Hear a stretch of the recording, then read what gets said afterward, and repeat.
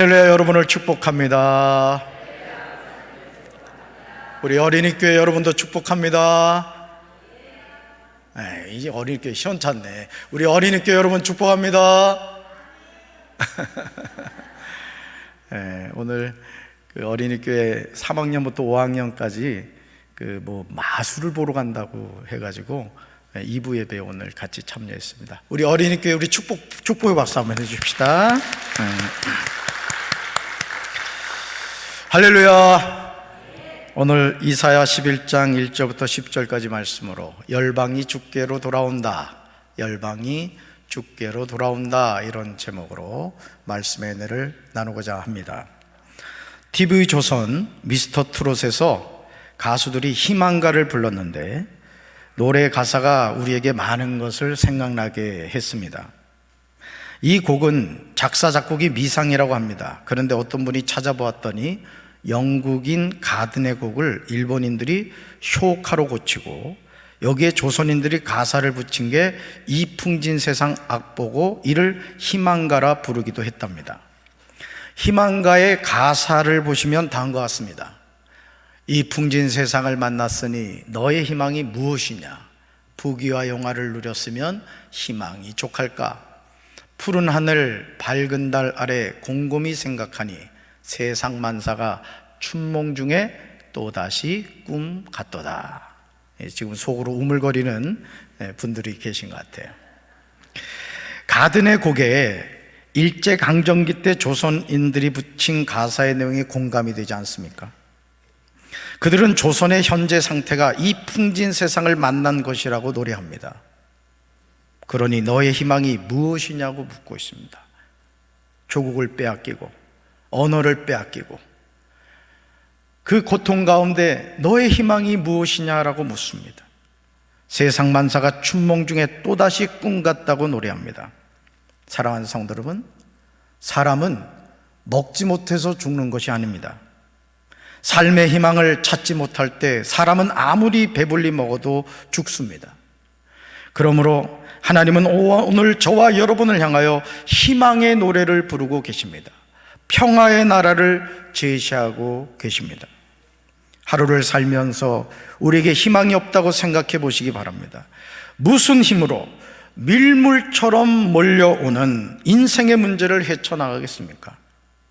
여러분, 우리가 이 세상을 살아가면서 문제 없는 인생이 있습니까?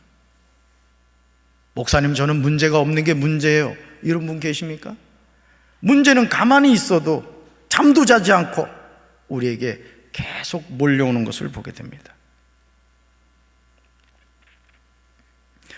무슨 생각으로 버틸 수가 있겠습니까? 우리가 사방으로 우겨쌈을 당하여도 쌓이지 아니하며 답답한 일을 당해도 낙심하지 않는 이유는 우리에게 영원한 소망을 주시는 하나님이 살아계시기 때문인 줄로 믿습니다. 저는 지금도 기억합니다. 처음 목회할 때 빚 하나 들어오지 않는 지하 개척교에서 생활하다가 5만 원 하는 월세방을 얻어서 지상에서 생활하게 되었는데, 여러분, 집에 누웠더니요, 방바닥에서 옆집 벽 사이로 하늘이 보이는데 그렇게 좋을 수가 없는 거예요. 집이 다닥다닥 붙어 있어가지고 그냥 보면 옆집 창문이 보이는데 방바닥에 누워서 대각선으로 이렇게 바라보니까 하늘이 보이는 거예요. 그래서 사랑하는 아내를 제가 팔베개를 해주면서 이렇게 얘기했습니다. 여보, 하늘 보이니까 좋지? 그러니까 저희 아내의 말 그렇다고 대답하더라고요. 저는 그제야 알았습니다. 창문으로 하늘이 보이는 집에서 산다는 것도 행복한 일이구나. 여러분, 창문으로 하늘 보이시는 분은 감사하시기 바라요. 한 번도 감사 안 했죠? 지하 개척교회는 아무리 눈을 크게 뜨고 봐도 그 어느 곳에서도 빛이 보이지 않았습니다. 가만히 있어도 몸이 지쳤습니다. 잠을 자고 나도 피곤이 풀리지 않았어요. 그런데 더 제 마음을 힘들게 한 것은 언제까지 이곳에서 견뎌야 하는가 하는 점이었습니다. 저는 지하 개척교회에서 무려 7년을 견디고 또 견디면서 목회를 했습니다. 사랑하는 성도 여러분, 눈을 크게 뜨고, 이 시간 눈을 크게 뜨고 주변을 둘러보시기 바랍니다. 과연 희망이 보입니까? 과연 희망이 보입니까? 그 어떤 희망도 보이지 않는 것 같습니다. 사람들이 생각하는 성공적인 인생의 모습은 부귀영화와 무병장수입니다. 근데 이것으로 끝이 아니죠. 인생의 성공은 부귀영화와 무병장수에 있지 않습니다. 이 모든 것도 지나가는 삶의 여정일 뿐입니다. 우리가 아무리 이런 복을 누리면서 살아간다 할지라도 인생의 결국은 생로병사의 과정을 벗어나지 못합니다. 왜냐하면 사람은 태어나면 성장하고, 성장하면 늙고, 늙으면 병들고, 병들면 죽게 됩니다. 죽음을 피할 수 있는 인생은 아무도 없습니다. 그러므로 생로병사의 여정에서 우리가 준비해야 하는 것은 죽음 이후에 우리에게 주어질 세상에 관한 것입니다. 사후 세계를 인정하지 않거나 사후를 준비하지 않은 인생은 땅을 치면서 후회하게 될 것입니다. 왜냐하면 사후의 세상이 있기 때문입니다. 천국과 지옥이 있기 때문입니다. 저는 우리 사랑하는 성도 여러분들이 죽음 이후의 세상, 천국을 준비할 수 있는 성도들 되기를 주님의 이름으로 축원합니다. 하나님이 행하시는 일은 우리의 짧은 머리로 이해하기가 쉽지 않습니다. 하나님은 어떤 일을 행하실 때 서두르거나 조급해하지 않으십니다. 우리는 우리가 바라는 것을 빨리빨리 해줬으면 좋겠는데, 기도하자마자 하나님이 바로 응답해 주시면 좋겠는데 왜 그렇게 완행이신지. 지금은 없어졌습니다만 비둘기호처럼 들릴 때 다 들리고 가다가 서고, 마치 그런 것처럼 하나님이 천천히 소걸음처럼 한 걸음씩 한 걸음씩 가십니다. 이사야 11장 1절은 하나님이 평화의 나라를 어떻게 이루어 가시는지 제시합니다. 말씀 같이 읽습니다. 이새의 줄기에서 한 싹이 나며 그 뿌리에서 한 가지가 나서 결실할 것이요. 아멘. 동일한 내용을 현대인의 성경은 다음과 같이 번역하고 있습니다. 같이 읽습니다.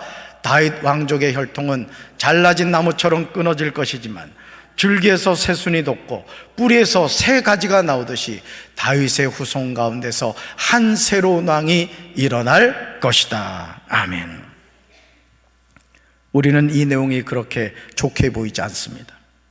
다윗 왕족의 혈통이 잘라진 나무처럼 끊어진다는 말은 사형 선고와 마찬가지입니다. 나무는 잘리면 죽습니다. 그런데 다윗 왕족의 혈통이 그렇게 된다고 하십니다. 이제 모든 희망이 끊어졌습니다. 하지만 아직 절망하기에는 너무 이릅니다.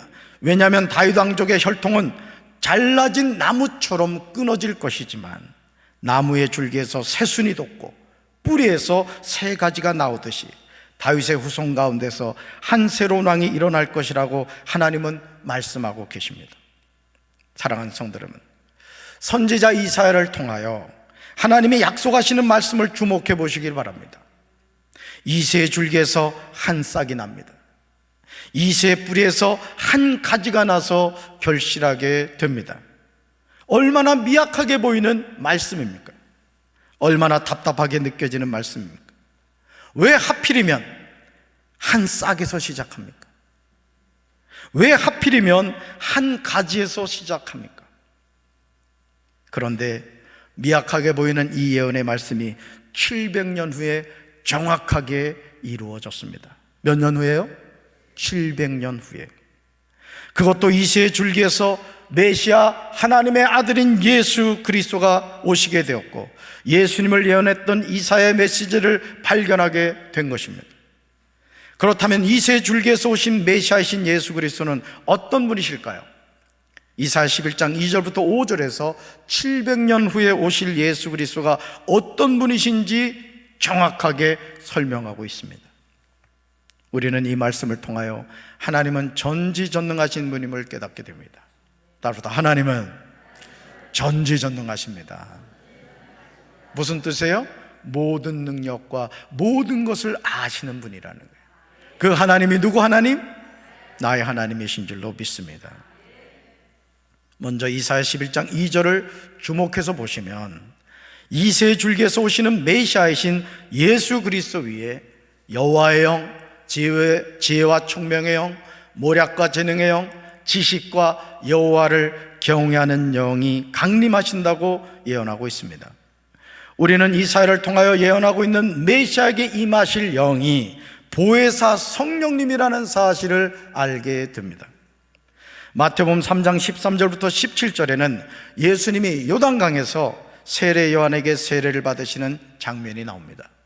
그런데 예수님이 세례를 받으시고 곧 물에서 올라오실새 하늘이 열리고 하나님의 성령이 비둘기같이 내려 자기에게 임하심을 보았다고 증언하고 있습니다. 마태복음 3장 16절에서 하나님의 성령이 보혜사 성령님이신 줄로 믿습니다. 이사야 11장 2절에 나오는 여호와의 영, 지혜와 총명의 영, 모략과 재능의 영, 지식과 여호와를 경외하는 영입니다.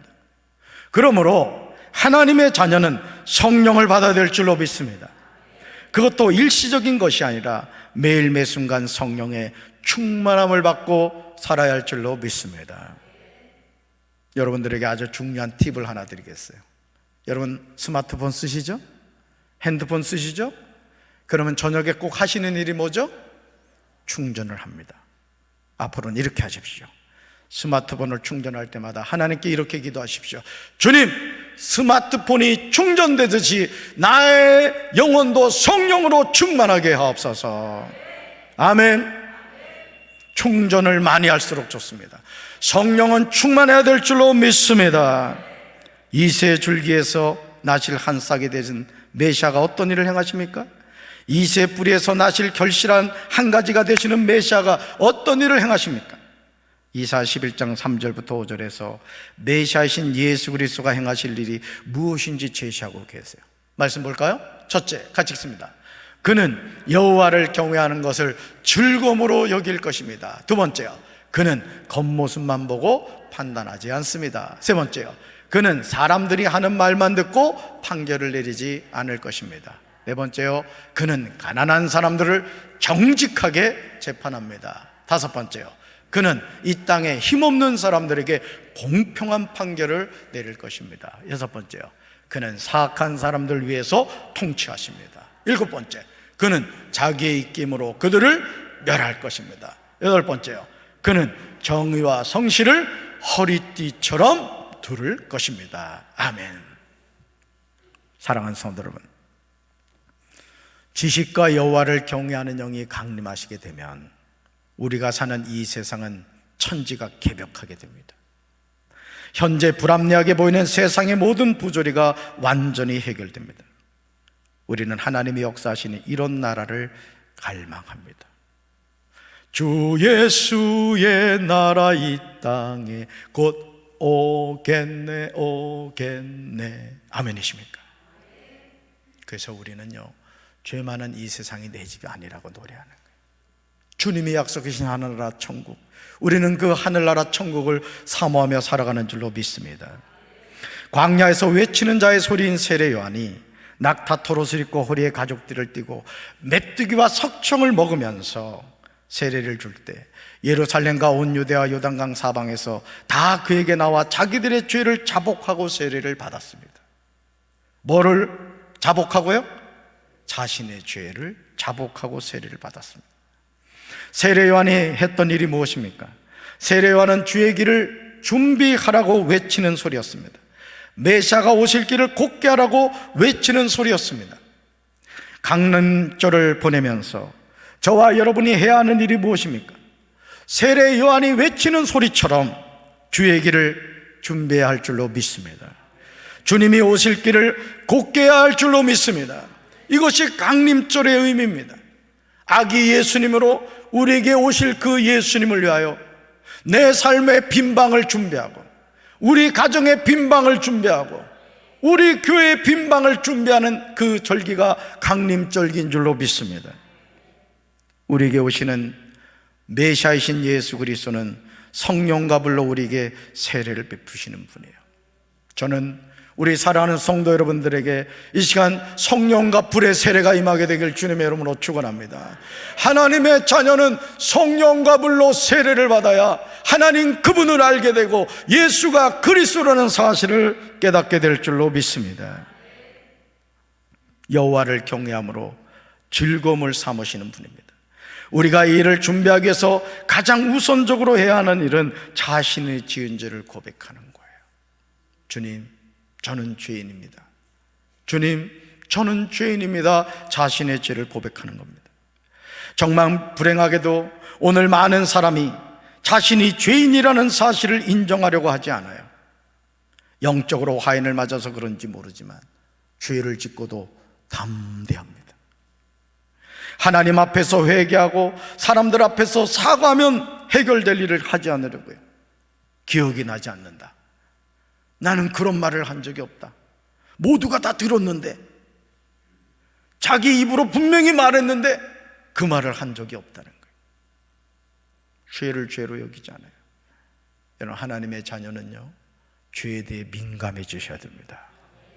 악은 모양이라도 버려야 됩니다. 왜? 우리 안에 누가 계시니까?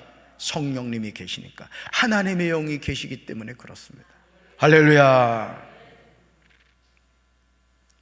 오히려 더욱 큰 소리를 치죠. 메시아이신 예수 그리스도는 사람들의 거짓말에 속지 않으십니다. 사무엘상 16장 7절에서 사울 왕을 이어서 이스라엘 2대 왕을 세우기 위해서 이 세 집을 방문한 사무엘에게 하나님이 말씀하신 내용이 무엇입니까? 사실 이 내용은 죄인인 우리에게 두렵고 떨리는 말씀입니다. 하나님은 할리우드 액션에 속지 않으세요. 여러분, 우리가 하나님을 섬김에 있어서 겸손한 마음으로, 진실한 마음으로, 성실한 마음으로 하나님을 섬겨야 될 줄로 믿습니다. 사무엘상 16장 7절입니다. 같이 읽습니다. 여호와께서 사무엘에게 이르시되 그의 용모와 키를 보지 말라. 내가 이미 그를 버려놓으라. 내가 보는 것은 사람과 같지 아니하니 사람은 외모를 보거니와 나 여호와는 중심을 보느니라 하시더라. 아멘. 사랑하는 성도 여러분, 사람이 보는 것이 무엇입니까? 사람은 외모를 봅니다. 그가 얼마나 배웠느냐, 재산이 얼마나 되느냐, 어디 출신이냐, 이런 걸 보죠. 학연, 지연, 혈연 등 외적인 것들을 기준으로 봅니다. 그러나 하나님이 보시는 것은 사람의 중심인 줄로 믿습니다. 우리가 하나님 앞에 나올 때 우리 몸을 아름답게 단장하는 것도 중요합니다. 깨끗한 복장을 입고 샤워를 하고 향수를 뿌리고 화장도 예쁘게 하고 하나님 앞에 나오는 것도 중요합니다. 그런데 더 중요한 게 있습니다. 여러분의 중심을 주님의 보혈로 씻고 오는 것입니다. 그리고 여러분이 예배드리는 이 시간, 주님, 나의 마음을 받아주십시오. 내 마음이 오직 주님께로 향하길 원합니다. 이 간절한 기도가 있어야 될 줄로 믿습니다. 앞으로 우리에게 임할 평화의 나라도 마찬가지입니다. 이사야 11장 6절부터 8절에 나오는 내용은 우리가 주일학교 때 불렀던 찬양 가사에 나오는 내용입니다. 하나님이 약속하신 평화의 나라인 하나님 나라는 이렇습니다. 우리는 하나님이 우리에게 주시겠다고 약속하신 이 나라를 사모하며 살아갑니다. 그때 이리와 어린 양이 평화롭게 삽니다. 표범이 새끼 염소와 함께 눕습니다. 송아지와 새끼 사자와 어린 황소가 함께 다닙니다. 어린 아이가 그것들을 이끌고 다닐 것입니다. 암소와 곰이 사이좋게 풀을 뜯을 것입니다. 그것들의 새끼들이 함께 누우며 사자가 소처럼 풀을 먹을 것입니다. 젖먹이가 독사의 구멍 앞에서 장난을 치고 어린 아이가 살모사의 굴에 손을 넣을 것입니다. 얼마나 아름답고 멋진 평화의 나라입니까? 저는 이 나라가 회복될 줄로 믿습니다. 우리가 회복해야 될 평화의 나라예요. 우크라이나 전쟁을 보면서 우리는 타락한 인간의 군상을 보게 됩니다. 아무런 잘못도 없는 이웃 나라를 향하여 무차별적으로 포탄을 쏟아붓는 모습을 보면서 경악을 금하지 못하게 됩니다. 저는 우리 사랑하는 성도 여러분들이 하나님의 축복받게 되길 원합니다. 영권의 복 받으십시오. 물권의 복 받으십시오. 인권의 복을 받으십시오. 성공하십시오. 높은 자리에 올라가십시오. 지도자가 되십시오. 그러나 그렇게 해야 하는 이유가 있습니다. 나 혼자 잘 먹고 잘 살자고요? 나 혼자 성공하자고요? 아닙니다. 우리가 하나님의 자녀고 우리가 구원받은 하나님의 백성이라면 우리가 영권을 받고 인권을 받고 물권을 받고 이 세상에서 성공하는 이유는 가난한 이웃을 섬기기 위해서, 하나님의 나라를 위해서 그렇게 돼야 될 줄로 믿습니다. 우리 주변에 어려운 이웃들이 얼마나 많아요. 여러분들이 물권의 복을 받아서 여러분 주변에 사는 홀로 사시는 독거 우리 할머니나 할아버지들 찾아가서 말이죠, 연탄 500장을 사준다고 생각해요. 저도 연탄을 떼본 사람이라서 합니다. 연탄 300장 사놓으면 겨울이 평안합니다. 어려운 이웃들을 섬기기 위해서 예수 믿는 사람 부자가 돼야 돼요. 누군가를 돕기 위해서 여러분이 잘 돼야 된다고요. 저는 우리 사랑하는 성도 여러분들이 그런 가치관을 가지고 하나님 축복 받으십시오. 멋진 인생을 사십시오. 하나님이 우리에게 원하시는 모습인 줄로 믿습니다. 얼굴은 사람의 모양을 가지고 있지만 그 속은 사악한 마귀. 전 푸틴을 볼 때마다 그 생각을 합니다. 그러나 하나님이 약속하시는 평화의 나라는 온전한 회복이 이루어진 나라예요. 이사야 11장 9절 같이 읽습니다. 내 거룩한 산 모든 곳에서 해됨도 없고 상함도 없을 것이니 이는 물이 바다를 덮음같이 여호와를 아는 지식이 세상에 충만할 것임이니라. 아멘. 하나님의 자녀인 저와 여러분이 기도해야 하는 평화의 나라는 바로 이런 곳입니다. 하나님의 거룩한 산 어디에도 하나님의 자녀들을 해치는 것이나 다치게 하는 것이 없을 것입니다. 그리고 무엇보다 감동적인 사실은 바로 이것입니다. 물이 바다를 덮음같이 그 땅에는 여호와를 아는 지식이 가득 차게 될 것입니다. 이런 나라를 사모합니다. 이런 은혜가 여러분에게 함께 하시기를 주님의 이름으로 축원합니다.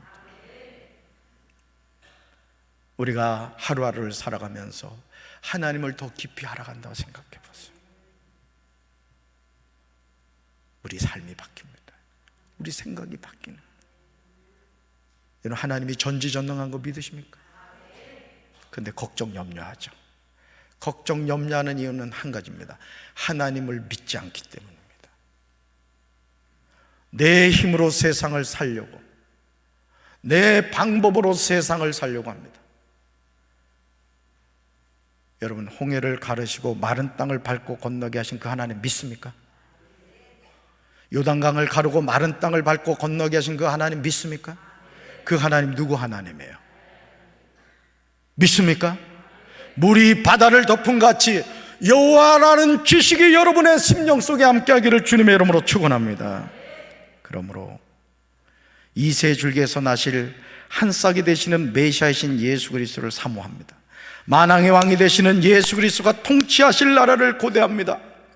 이사야 11장 10절에서 하나님은 이사야 선지자를 통하여 놀라운 약속을 하세요. 말씀 같이 읽습니다. 그날에 이새 뿌리에서 한 싹이 나서 만민의 기치로 설 것이요 열방이 그에게로 돌아오리니 그가 거한 곳이 영화로우리라. 아멘. 하나님이 선지자 이사야를 통하여 700년 후에 있을 일에 관하여 예언하고 계세요. 그날이 오면 이새 뿌리가 온 백성의 구원의 깃발로 세워질 것입니다. 민족들이 그를 찾아올 것입니다. 그리하여 그가 있는 곳은 영광으로 가득 찰 것입니다. 바로 이분이 메시아이신 예수 그리스도인 줄로 믿습니다. 성탄절은 산타클로스가 주인공이 아닙니다. 루돌프 사슴이 주인공이 아닙니다. 예수 그리스도, 동정녀 마리에게서 나실 예수 그리스도, 우리는 그분을 바라봐야 될 줄로 믿습니다. 열방이 메시아이신 예수 그리스도로 돌아온다는 이 예언대로 하나님은 지금도 구원의 역사를 이루어 가십니다. 저는 우리 사랑하는 성도 여러분들, 여러분 주변에 주님을 모르고 어둠 가운데 있는 그 영혼들을 향하여 빛으로 오신 예수님을 증거하는, 열방이 주께로 돌아올 수 있도록 복음을 전하는 복음의 증인들 되시기를 주님의 이름으로 축원합니다. 가슴에 손 얹겠습니다. 하나님 아버지, 오늘 우리는 과연 어떤 세상을 꿈꾸고 있습니까? 돈 많이 벌고 출세하면 인생이 행복하다고 생각합니다. 그러나 세이클로바는 행복이라고 했습니다. 네이클로바는 행운이라고 했습니다. 지천에 널려있는 행복은 찾지 않고 행운만 찾다가 하나님 주시는 행복을 잃어버리고 평생 살아가고 있지는 않습니까? 우리가 하나님의 자녀이면 우리는 행복한 줄로 믿습니다. 구원받은 하나님의 백성인 줄로 믿습니다. 믿음 안에서 승리하는 우리 사랑하는 성도들 되게 하옵소서. 예수님 이름으로 축복하며 기도합니다. 아멘.